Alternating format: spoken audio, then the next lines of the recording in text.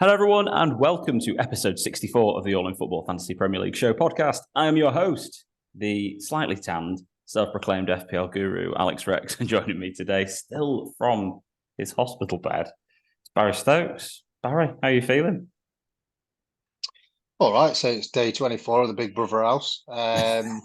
Yeah, it's a bit like my game week, to be honest. Ups and downs. Like I've potentially been linked with a discharge. Then that went, and now I'm still here. So hopefully, fingers crossed today I get a discharge, and hopefully that can change my season round on FPL as well. So fingers crossed. I'm fully leaning on you for this podcast, Barry, because you've been sat in a hospital bed doing a Scott Williams and watching every single minute of football. And Obviously, Scott Williams isn't in a hospital bed. no, Just to clarify. no, he's in an all-inclusive five-star in Dubrovnik, thanks to Martin Wheel. I think he's doing all right. He's definitely not unhappy about it. He's always gutted to miss the pod, but he's definitely having a good time. So don't worry about that. Yes. I think he's back. He might have been back yesterday, back today. But anyway, it's the two of us. I'm leaning on you. I've been in Spain for 10 days, so I've basically not seen any football really. But I'm going to be looking at FPL, looking at the final 2 game weeks of the season, trying to pick out some hidden gems for everybody, try and find some trends, and also just look at how you can go about winning your mini leagues, or at least trying to get a little bit higher up in them. And thanks, Callum, for the question of when does next season start already? We're not going to cover that this week.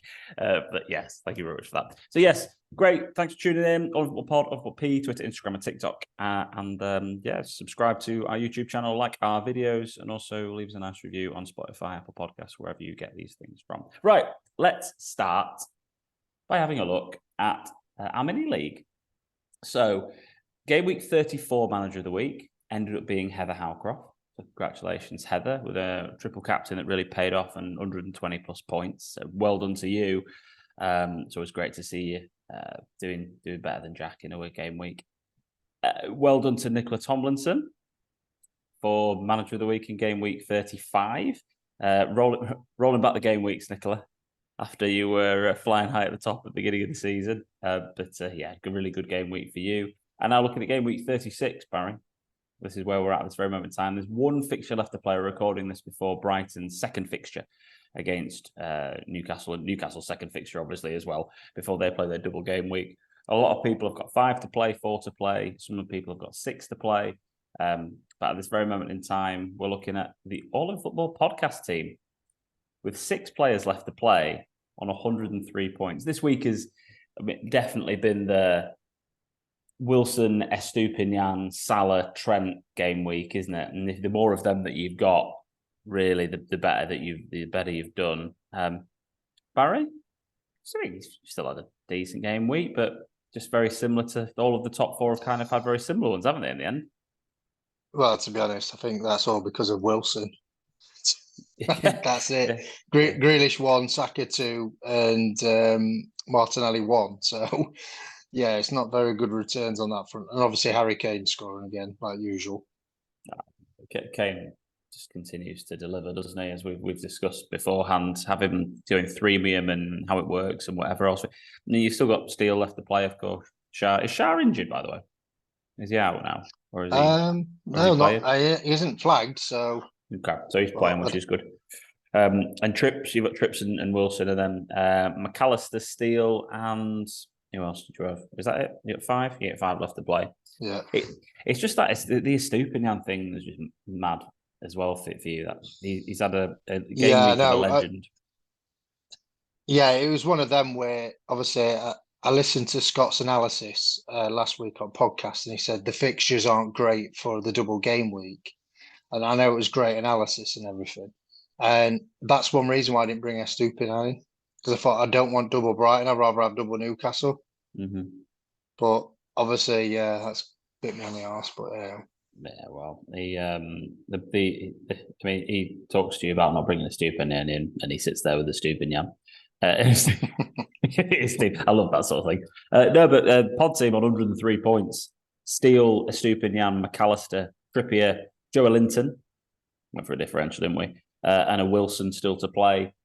We also had Trent, Eze, Salah, and of course Haaland. Alex Moreno's come on for Tony, who is out now for 8 months till January of next year for his 200 betting breaches that he's admitted to. It's pretty crazy, that, isn't it? 200. Do you know what? It was funny. They were talking about it on TalkSport this morning. I don't really listen to TalkSport much, but I was up very early, and Ali McCoist was on with Alan Brazil doing the breakfast. And Ali McCoist used the term, well, we know it goes on all the time, and they all do it. And I was just like, really? And they shouldn't, because they definitely know that it's not allowed.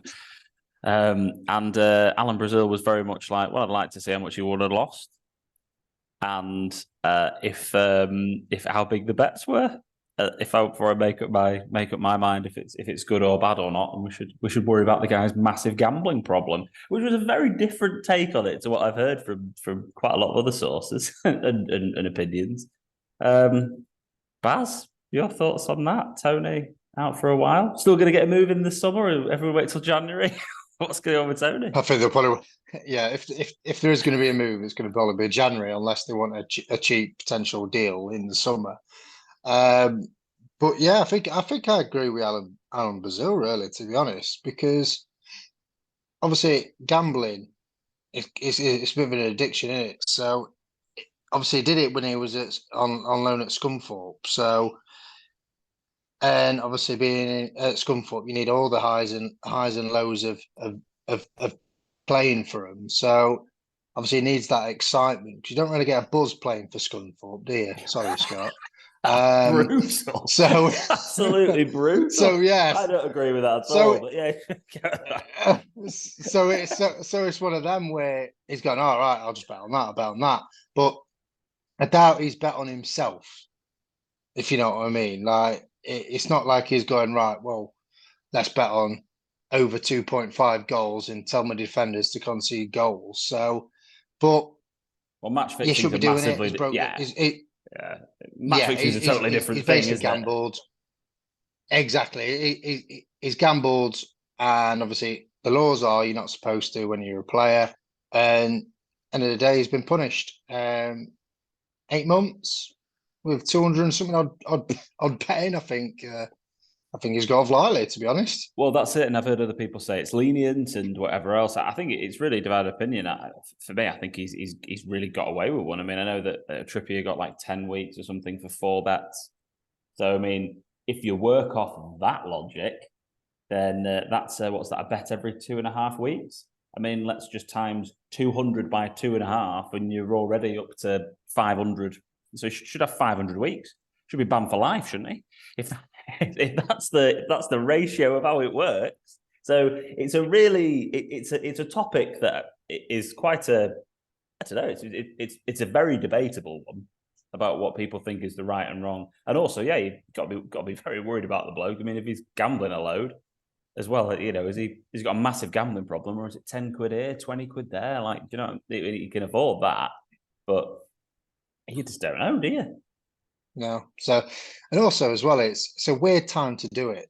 Because at the end of the day, it shouldn't be start at the season. It should get banned, because at the end of the day, he's missing last 2 games, missing pre-season. And then January, it should just basically just go, right, start the season, right, literally you're not playing any this season. Yeah. Because what's he going to learn from it? He misses the winter break as well. He's going to miss 20 Premier League games, I think it is. 21, something like that. It depends obviously on the fixtures and fall and weathers, but... Just miss all season. Start at the season, that's it. Yeah. But at the end of the day, he's missing 3 months, they don't even play. Yeah, it's... Or 2 months, shall we say. We'll also talk about, because Man City are going to be a big topic for us today. One thing I did see, and I did have it on in the background, I was trying to catch up with some work as you do, but that City performance last night seemed to be one of the most complete, unbelievable dominations. It was against the reigning European champions at 1-1 going into a European Champions League semi-final second leg. And they batter them. 4-0. that for me is just like, it's frightening as a Man United fan going into an FA Cup final, which is basically the only chance we've got of stopping them winning the treble. That is a frightening performance. You watch it, Baz, last night? Yeah, of course I did. This is the only thing that's keeping me sane, staying in an hospital bed. Yeah, it's literally Real Madrid, though. They didn't, as they were saying in the commentary, they had no plan. They had no plan at all. Like, obviously they were getting luck when they were just pinging balls up front, but they were trying to play from back. And like City's high press was just phenomenal. Like, it was like peak Barcelona, how they played. They just pressed high, they kept the ball. It was just ridiculous. Like, the stats are half time was like City had 260 something odd successful passes, Real Madrid 45. Wow. Just wow. I was just like, what? I was like, how can that be? That's just crazy. But yeah, Man City just looked absolutely incredible. All over the pitch, like Edison, he didn't really have a lot to do. And then later on in the game, he's made some great saves.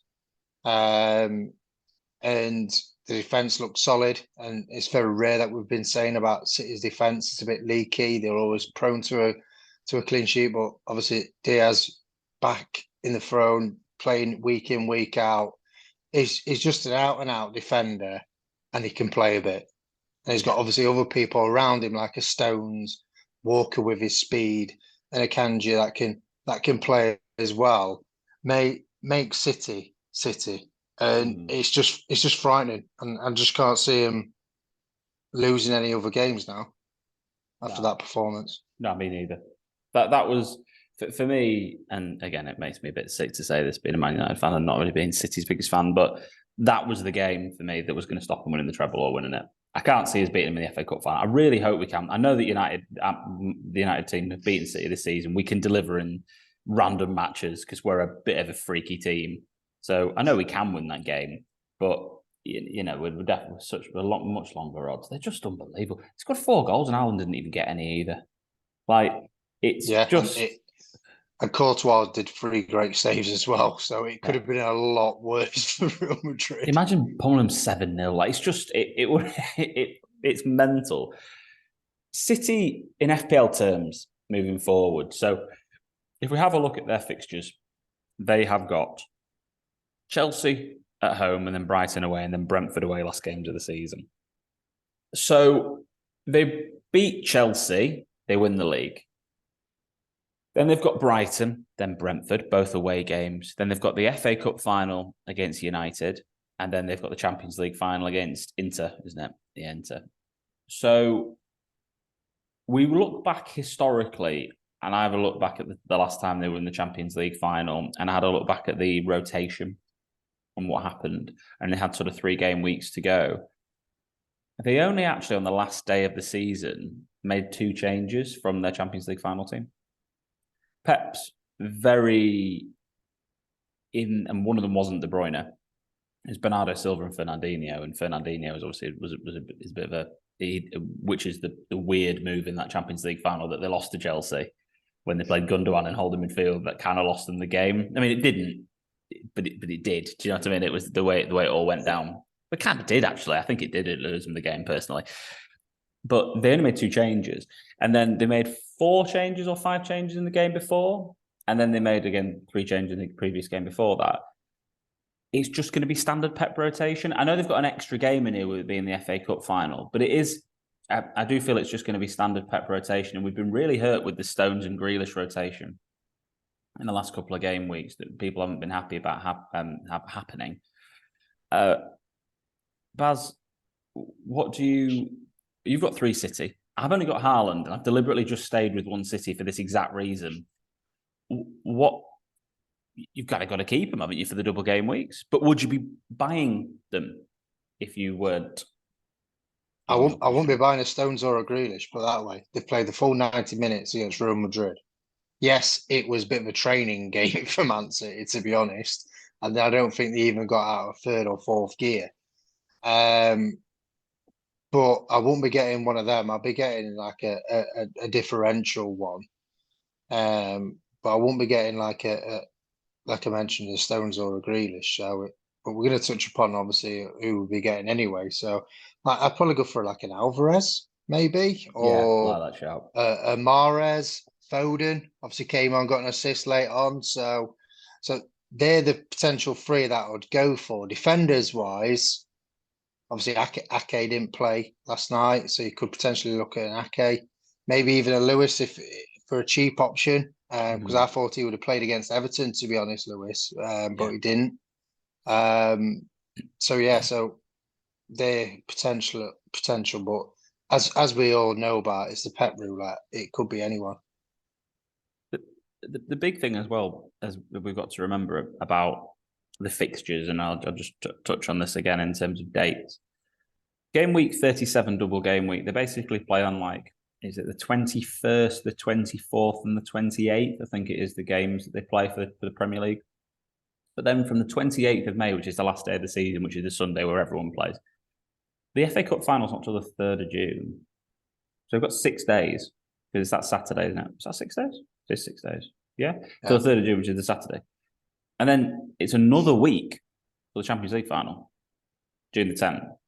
So we're not looking at remember that Champions League final used to be on a Wednesday. Like when United won the treble, we played the FA Cup final against Newcastle on the Saturday, and then it was the Champions League final on the Wednesday in the Nou Camp. So they don't have to do any rotation really between game week 38, game week 38, game week 39, game week 40, FA Cup final and Champions League final. I just feel like it's not going to be any different. You're going to see some people rested. You're going to see some rotations. You hold Stone. I mean, this is one of the questions I've had. You hold Stones and Grealish. You play them if you've got them, in my opinion, no doubt whatsoever. If you are going to invest, I completely agree. I like the Alvarez as a bit of an out there shout. Shame he's a striker and we haven't really got much space up front. But also with the injuries to Martinelli, who's out for the season now, you could then use that money to go for Foden. You could go for Mahrez. I'm really happy having Mahrez in draft for the rest of the season. I think he's a really good player to have. De Bruyne is too much. I've seen, do you sell Salah and get De Bruyne? No. Yeah, you also can't deny Gundogan's form. Oh yeah. Oh. Yeah, I know he's the same price as Mahrez, but he's there or thereabouts all the time. Yeah, Mahrez looks better on the eye, but Gundogan's always in the central positions. And like he could have had at least 2 goals last night, but the ball just kind of just didn't fall right for him. And yeah, it was one of them where one was blocked, and then obviously I think it was good defending, or well, lucky defending by Militao, I think it was, and who cleared it away from when it ricocheted off him, fell to Gundogan. He couldn't sort his feet out, and then Militao blocked it, but obviously his form in the last couple of games, it's worth looking at. He has history. So this is where the De Bruyne potentially not playing thing really makes me think, right. Again, if you're chasing in a mini league, you want some differential. Gundogan is a potential option. He scored 13 goals a season before last and got 4 assists. And he did most of that scoring within a period of time when De Bruyne wasn't in the team. So the way that they play without KDB, with a De Bruyne and with a Gundogan and a Silva, that sort of setup is different. Gundogan's one of the players that gets further forward. Again, with Bernardo, which we had at the beginning of last season, it was Bernardo who was the option. Last season, he got 8 goals and 5 assists, but he didn't play as many minutes. Gundogan has a goal threat. There's no doubt about that. When you have a look at his expected goals, it was 0.98 against Leeds. Yeah, that's really high for a midfielder. He's the sort of, got 2 goals in that period of time as well. 2 goals against Everton. I like him as a punt as well. It's a good shout, Beth. Again, though, I just wouldn't look at City's defence. It's just not something, again, I'd look at investing in. You also know that Edison's probably going to get rotated one more time, don't you? Yeah. You know, Ortega's going to get a start. And then probably get a clean sheet as well. Oh, you wouldn't be surprised, would you? Let's move on to Man United, because we need to have a look at the, arguably they've got the best fixtures now for the rest of the season. Bournemouth away, Chelsea at home.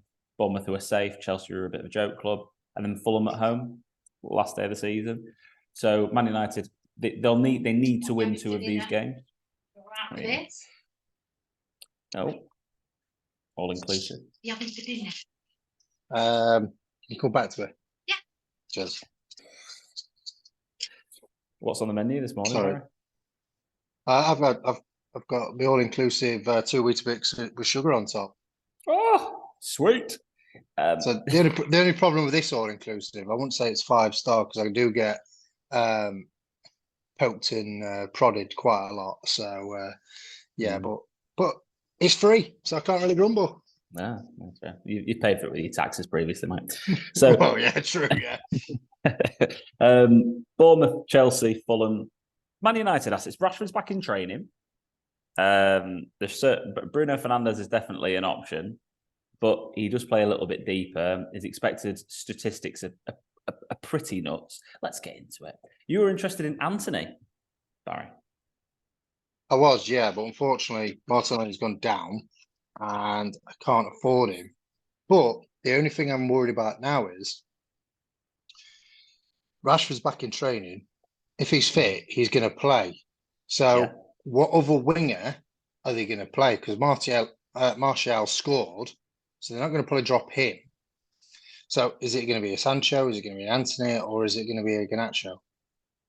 So the 3 good options. Anthony's looks really well, but he's looked like a nanny and a young Ronaldo, where he does too much. He's not making the right decisions. He's trying to force it a bit too much, where as he gets obviously older and a bit more experienced and things like that, and gets used to the Premier League, then he'll start making the right decisions, and then he might. No, I'm not saying he's going to be like the next Cristiano Ronaldo, but he'll start getting more goals and assists to his game instead of doing the. Yeah, well, so I was still surprised a little bit that we even bought him in the summer. To be honest, I thought he was going to come this summer. He seemed like the way Ten Hag was set up, but obviously they splashed the cash and spent that little bit extra and got him this year due to squad depth and whatever reason, few injuries. Sancho obviously didn't like the look of early doors, and that's one of the reasons they got him. But Garnacho will come off the bench. He's still not match fit, nowhere near. He's played 8 minutes since he came back. At 4.1 million for Garnacho, he's not going to start. He'll probably start one of the 3, maybe, for the rest of the season. It'd probably be the game against Fulham, I'd have thought, something like that. But I mean, he looks like a really good young player. Fernandes at 1.2 XG over the last 6 games per 90 XGI. He is like categorically the person who's most likely to get involved in a goal or an assist. But it is assists that he's most likely to get. Of that 1.2, 0.84 of it is assist. So we're looking at him playing key passes, 4.3 per 90. He's up there. He's going to get some returns, you'd have thought, over the next 3 game weeks. But at 9.5 million, he doesn't. I'll be honest. Everyone in the I'm going to go very much against the FPL community here. A lot of people are like, get Fernandes. He's the player you want. He's not for me. So I want players who are going to potentially be scoring goals, and obviously Garnacho was right. As we keep talking about, as well as Fernandes is just a bit too much. I think when you can get potentially other players for cheaper, that's performing a bit better and more of a goal threat. Yeah. Well, between Martial at 0.3 goals, his XG, I should say, is 0.62 per 90. Rashford at 0.6. Those are 2 of the highest 2. And they're a decent sample size of minutes over the last 6 game weeks. Martial's appeared in three of those weeks. Sorry, appeared in 6 of those weeks and started in 3 of them. Get your words out. Anthony's at 0.39. He started in 5 of the last 6. So again, he seems the most nailed in terms of a starter. Sancho at 0.24. He started in 4 of the last 6, but obviously without Rashford as well. Rashford's been playing through the middle a little bit. You stick with Rashford, but having 3 Man United players for these last 3 game weeks, I'd highly, highly recommend you do it.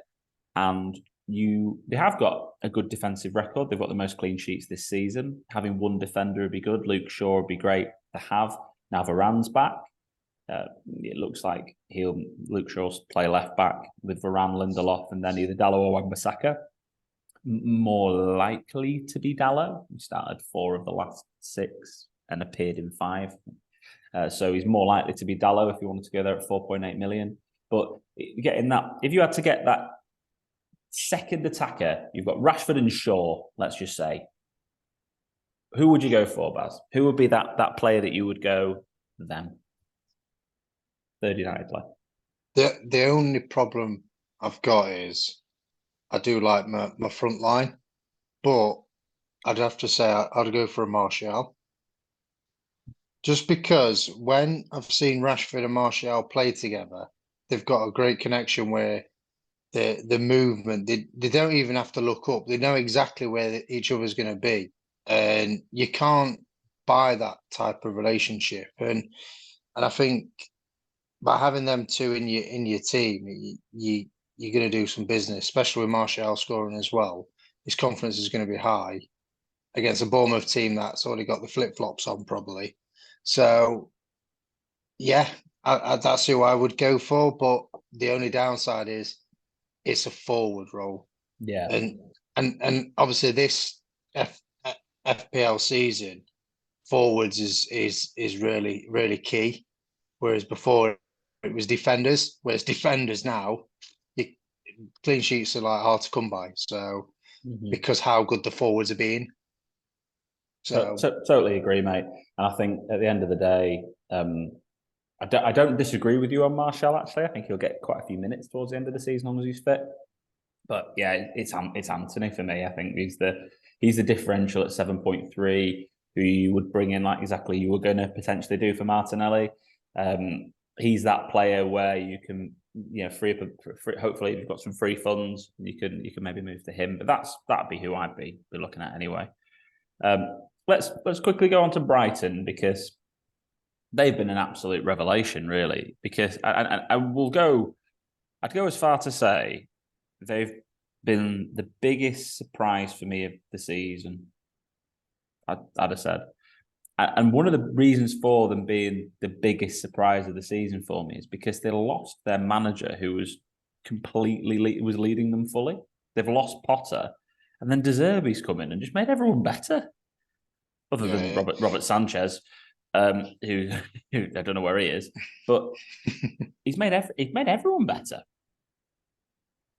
The thing I've always rated De Zerbi. I've seen him like at Shakhtar and places like that, and how he is, and how he manages. He's always on the front foot. He's always pushing his team to go to the next level and be more aggressive and trying to break the lines of play. And by having Steele there, he thinks Steele's obviously a bit more better on the ball. And obviously it was a bit ropey in an Arsenal game. I think he hit 2 players on the head. I think he was going for headshots. I think he was playing like Call of Duty or something. He was, I saw that as well. So yeah, I thought bloody hell, I thought I was going to get some bonus points for still doing 2 headshots, but yeah, it was one of them where they looked really, really good. And the benefit of what they've got Brighton is they've always got a plan. With the manager's gone, they get De Zerbi in, who's actually improved, as you said. Potter, very good tactically. He knows how to win games. He did it at Swansea. But with De Zerbi, he knows how to win games, but excitingly. Yeah. You want to watch a Brighton team, apart from obviously the Everton game, but I think that was just a fluke. But that's what's going to happen. I think it's sometimes, isn't it, this Brighton team, because we all know what's going to happen. I think we've seen it 1,000 times.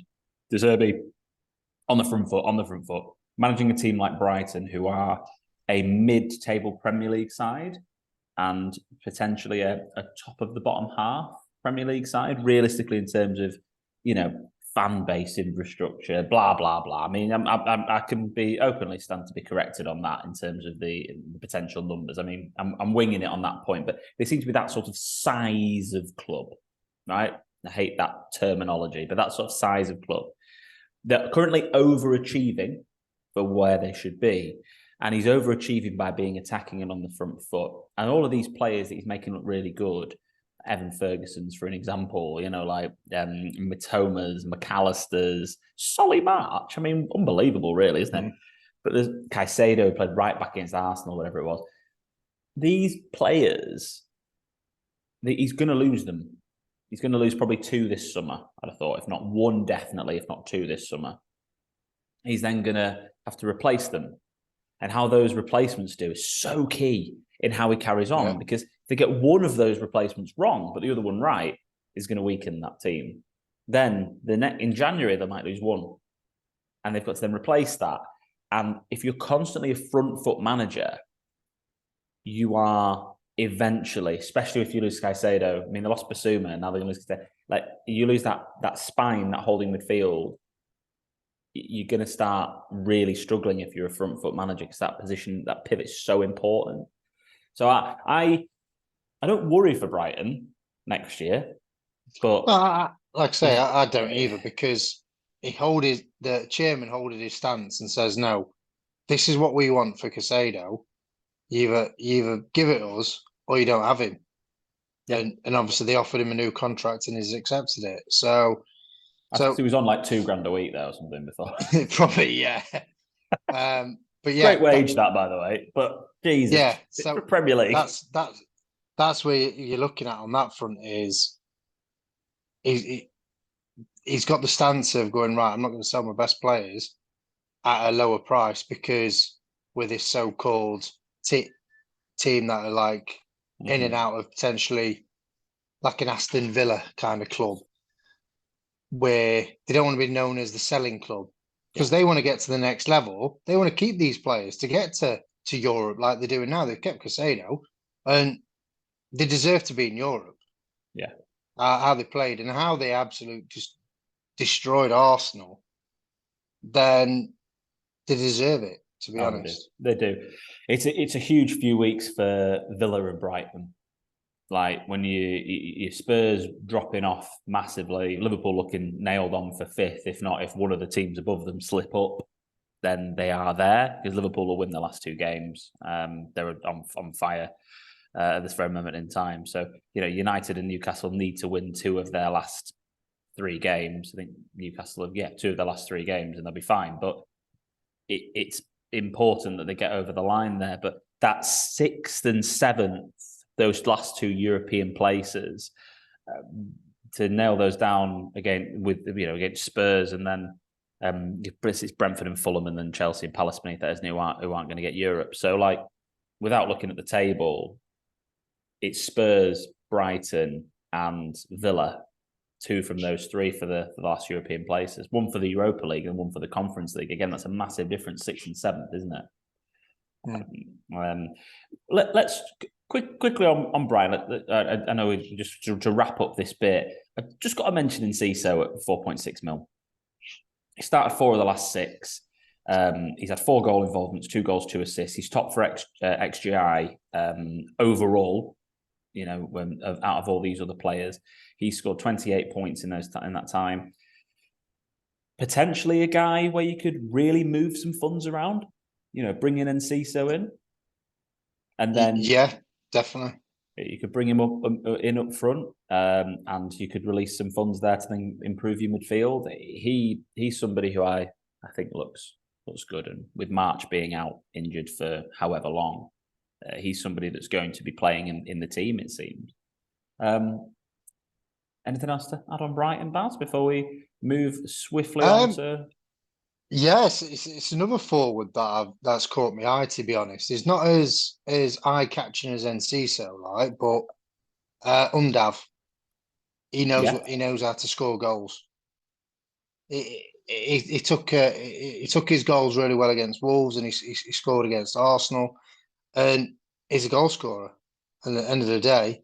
But the only problem is there's Ferguson, Welbeck, And I think Undav is third choice, but scoring against Arsenal, I think maybe might put him up the pecking order a bit, and might be worth a punt for 5 million. Yeah, I know Enciso's cheaper. I think he's 5 million anyway. Yeah, he's 5 million. Yeah, he's 5 million. Yeah. But there's two great options for a cheap centre forward if you wanted some space elsewhere. He's one of those players where you're never buying him in FPL really because of that. But if you're in draft, for an example, and you wanted to pick up a player in a double game week position, he's probably going to get minutes in both games in the double. So And he'll probably get a chance, especially our deserving players as well. So this is it. So I wouldn't buy him in FPL, but if you were playing like the draft game, I think it's something. I mean, I've got Tony in draft. Not going to play the last 2 game weeks at all, is he? So to get the unless it does bribery as well as gambling. Oh god. Netflix drama about that, surely. But then, yeah, someone like Undavin for him, there's not many striking options across 10 players playing draft. There's 30 strikers already taken, well, 27 other strikers, 29 other strikers already taken. You know, that's the 30th striker might be worth doing. Chelsea, horrendous double game week, probably the worst you can get. City away, United away, then Newcastle at home. Still wouldn't look at any of these guys to invest in. I know that Sterling's got a couple of goals, so thanks to everyone that told me you're finally going to buy Sterling again, Al. No, I'm not.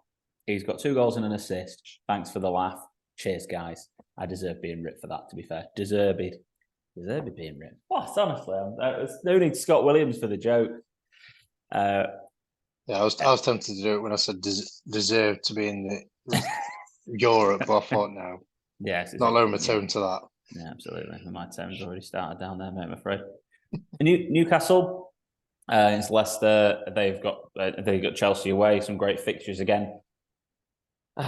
Would I be selling a Newcastle player to get somebody else in? I probably would sell Trippier actually to get a defender in that's better, maybe for Man City or whatever else. But I wouldn't invest in their defense. If I don't have like any Man United defenders and I want Luke Shaw for an example, yes, that's one of the questions that came in. I would sell Trippier for a double game week defender.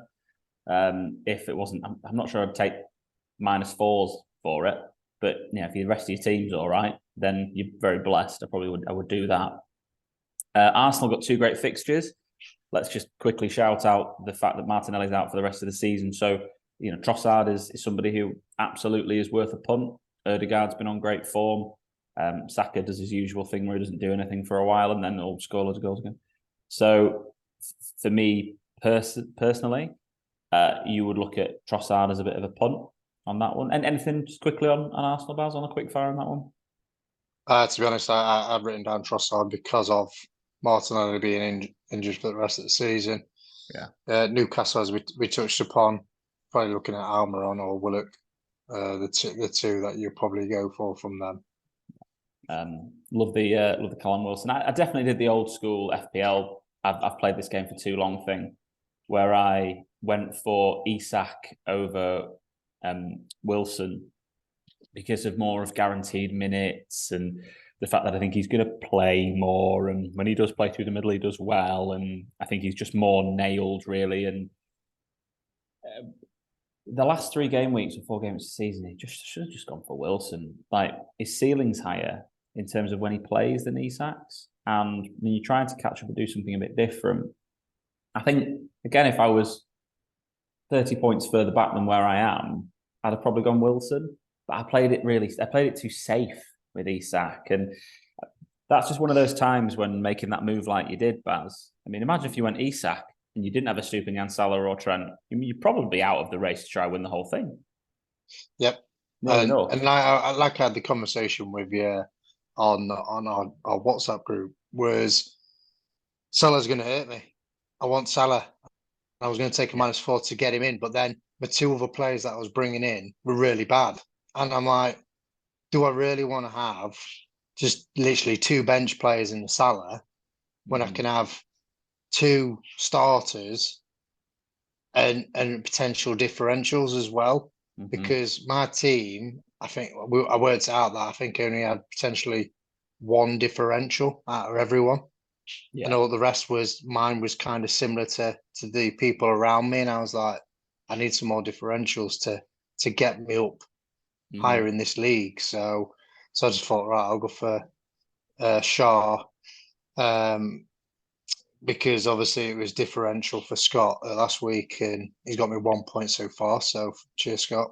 And obviously I went for Wilson, and obviously guaranteed I was going to captain him on a double game week, and obviously he held his composure, unlike Bamford. Oh God, let's not talk about that. That penalty, man, I did watch that first half, and that penalty was just, it was so important for Leeds this season. Like, I was watching it thinking, this is one of the biggest moments in Leeds' Premier League survival, that it has to score a penalty. Yeah. And it's like the penalty situation, right? I mean, I don't know anything about it. I know Sandeep called him arrogant, and a few other people said, well, he's the penalty taker, so that's what it is. I don't know anything about that stuff, but let's talk about the quality of the penalty. It's like Sancho's and Saka's in the European Championship final. It's that perfect keeper height. You choose a side and you go for it. And when you do that as a penalty taker, it's a 50-50 basically, because the keeper's going to dive 95%, 98% of the time. So if you put it one way or the other at that perfect height, it's a 50-50 if they save it or not.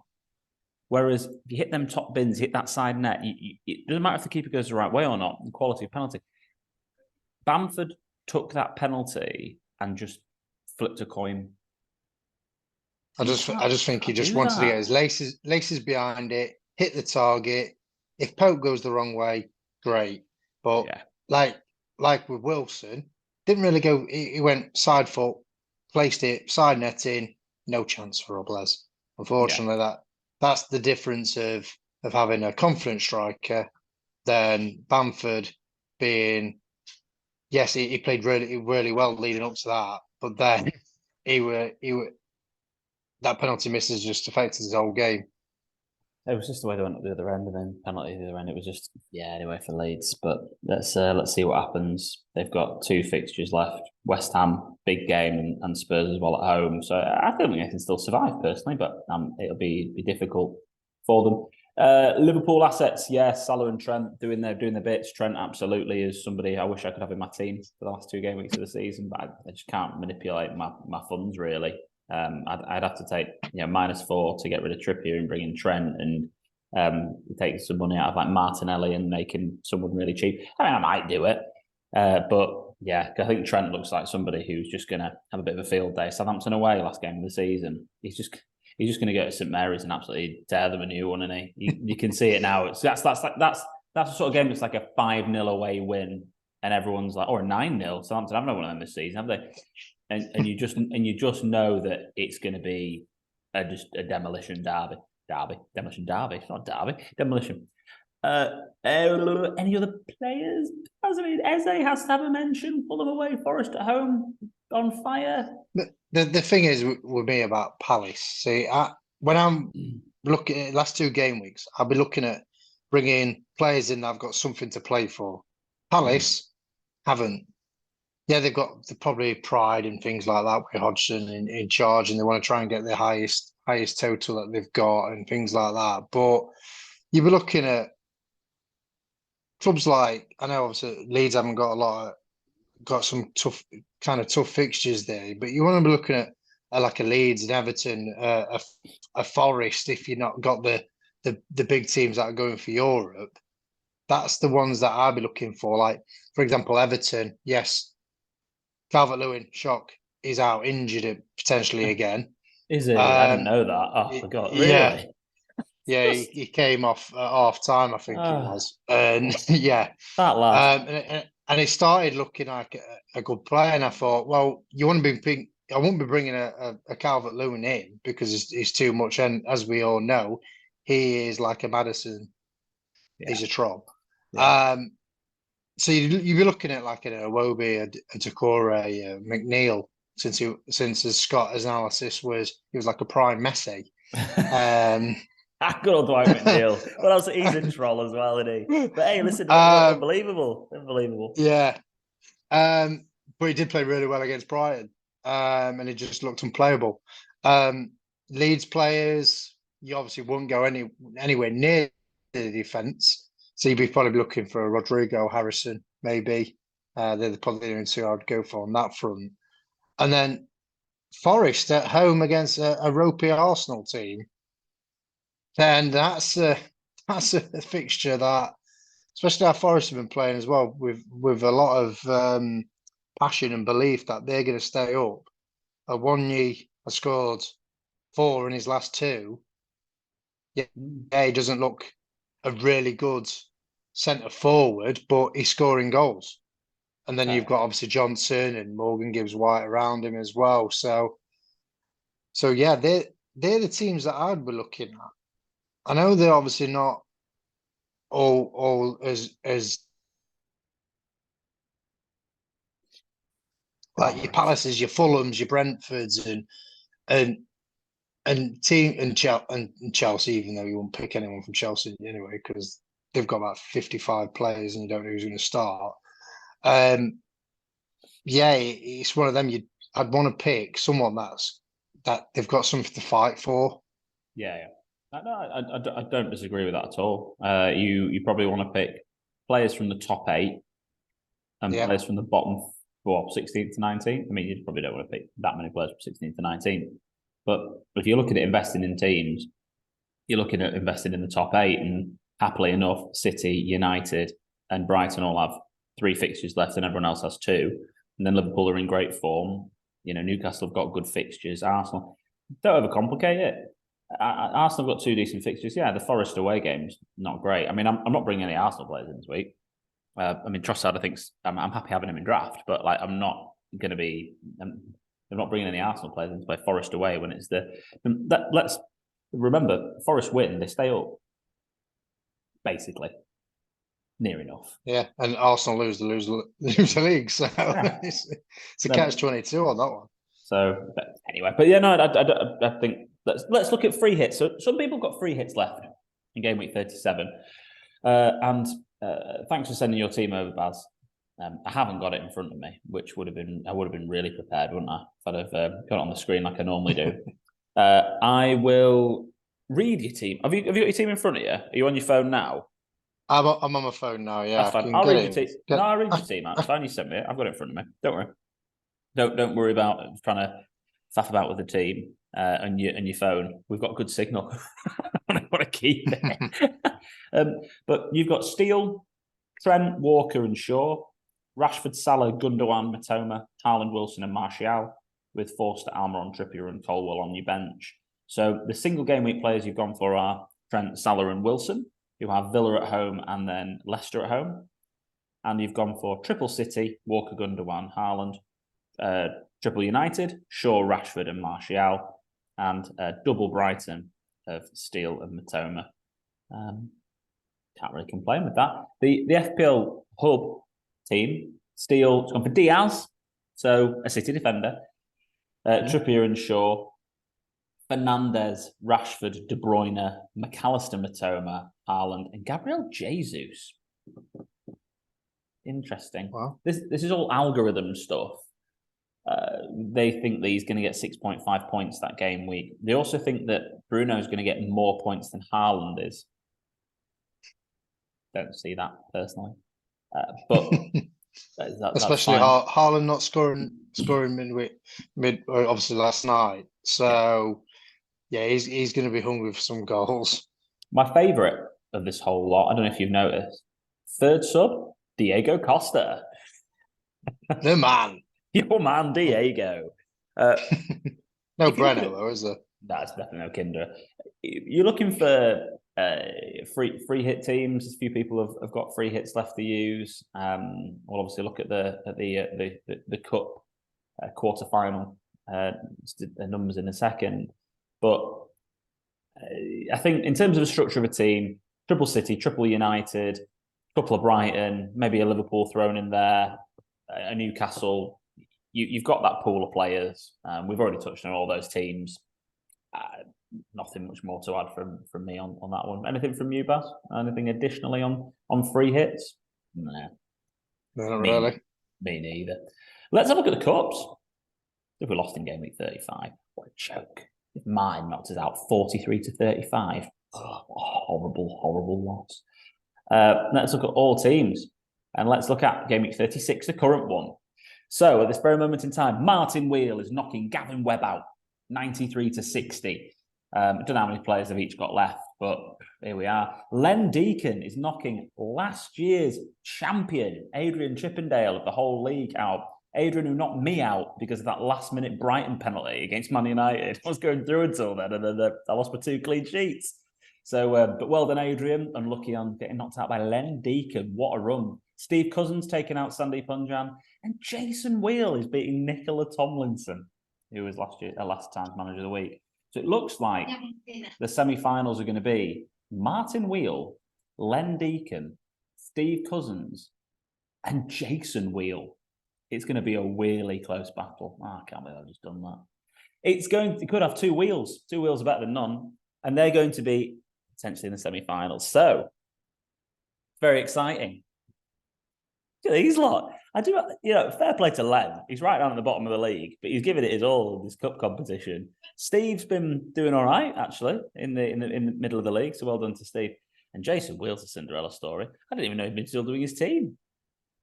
but he obviously is. Is it for the cup? He is in it for the cup. And this is why we love the cup. There's still a really good chance left. But Martin Wheel, 93 points this week. Great. What a great score. So good luck to everybody. Moving forward, those look like they're going to be the semi-finalists. Yeah, excited. Fixtures. Game week 37, deadline 11 o'clock on Saturday the 20th of May. We have early kickoff for Spurs Brentford. The double game week fixtures happen on Wednesday the 24th of May and Thursday the 25th of May. We'll probably be recording, I assume, on the 24th anyway. So we'll probably be recording before the double game week's finished. For game week 38. Are we looking any further than potentially a Haaland really for the double game week for a captain? Are we? Is this the time to try and go something different, Baz? What do you think on captaincy? It's quite difficult, isn't it, to look past Haaland when it's a double game week and the form he's been in all season. Rashford just coming back from injury could have been a potential option. But yeah, I think there's only one man for me, it's Haaland. If you're looking at, I just trying to think of people who are different in terms of fixtures. You could look at a Brighton player. They've got Southampton at home, and then City will probably have the title wrapped up by that point. And that's the fixture we might see them do some rotation for if there is a fixture. Brighton are playing for Europe. They've got everything to go at. Maybe a Brighton player. Maybe someone like McAllister's been returning quite well. Do you know what?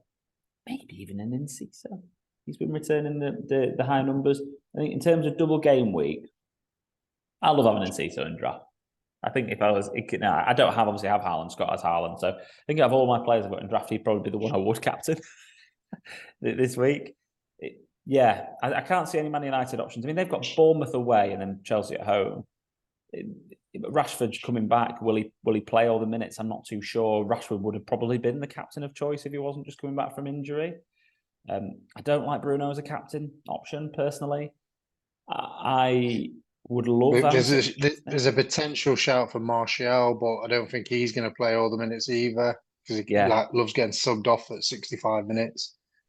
So I just feel like Chelsea are rubbish. City are at home against them to win the league. Haaland's getting a hat-trick in that game. That's what I feel like is going to happen.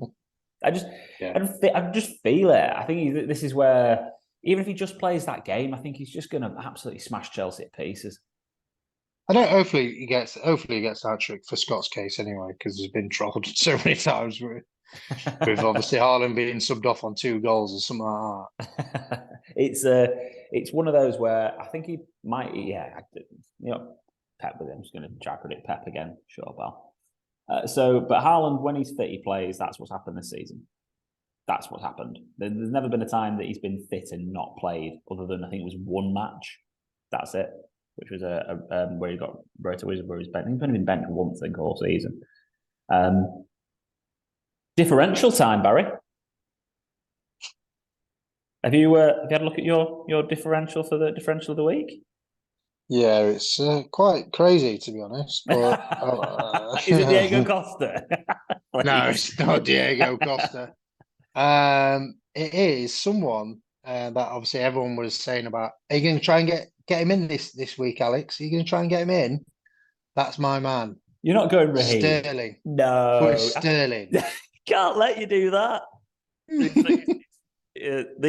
My biggest troll of the season. I'm going in CISO, 1.9% owned. Banged on about him enough. He's we need to see what Scott's choice was from Dubrovnik. If you're thinking about, I'll wrap up with this. Now's the time for you to not think about overall rank too much, because there'll be some massive weird swings. If you are thinking about overall rank a lot, now's the time to think about your mini league. Now's the time to think about beating your mates. Now's the time to think about winning that cup competition. Now's the time for Martin Wheel to put all his eggs in one basket and see if he can beat Jason or Len or Steve. And same for you, Steve. Can you win the cup? Now's the time for you to look at those other teams specifically. Think about what you can win at the end of this season. Do your analysis like Barry's doing on David Byrne, Gavin Webb and Jeff Belcher, and same on Barry's team. Beat your mates. That's what it's all about at this point in the season. None of us are going to win. Bragging rights. Bragging rights.